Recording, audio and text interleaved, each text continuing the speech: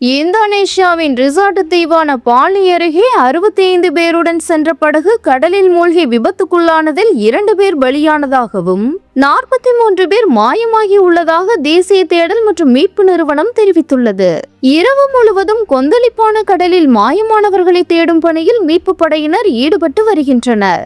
தேசிய தேடல் மற்றும் மீட்பு நிறுவனத்தின் அறிக்கையின்படி கிழக்கு ஜாவாவின் கெட்டபாங் துறைமுகத்தில் இருந்து புதன்கிழமை இரவு 65 பேருடன் பாலியில் உள்ள கிளிமானுக் துறைமுகத்திற்கு சென்று கொண்டிருந்த KMB துணுபிரதாமா ஜெயா என்ற கப்பல் சுமார் 30 நிமிடங்களுக்கு பிறகு விபத்துக்குள்ளானது.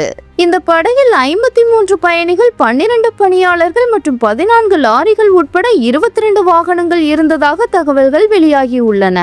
இதுவரை 2 உடல்கள் மீட்கப்பட்டுள்ளன. 20 பேர் மீட்கப்பட்டுள்ளனர்.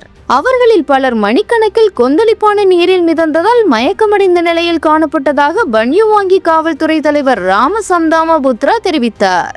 மேலும் மீட்பு பணியில் 2 இழுவை படகுகள் மற்றும் 2 சிறிய அளவிலான கப்பல்கள் உட்பட 9 படகுகள் புதன்கிழமை இரவு முதல் அந்த பகுதியில் மாயமான 43 பேரை தேடும் பணியில் ஈடுபட்டுள்ளன. இந்த குழுவினர் 2 மீட்டர் உயர அலைகளுடன் கடினமான சூழ்நிலைகளில் பணியாற்றி வருவதாக தகவல்கள் வெளியாகியுள்ளது.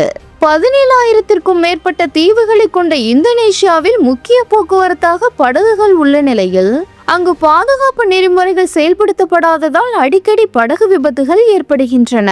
கடந்த மே மாதத்தில் பெங்களூரு மாகாணத்தில் ஒரு மரப்படகு மூழ்கியதில் 7 உள்நாட்டு சுற்றுலா பயணிகள் பலியாகினர் மற்றும் 34 பேர் காயமடைந்தனர். கடந்த மாதம் பாலி கடற்கரையில் 89 பேரை ஏற்றி சென்ற சுற்றுலா படகு கவிழ்ந்து விபத்துக்குள்ளானது. இதில் நல்வாய்ப்பாக அனைத்து பயணிகளும் மீட்கப்பட்டாலும் விளைவுகள் எப்போதும் எதிர்பார்த்தபடி சாதகமாக இருக்காது.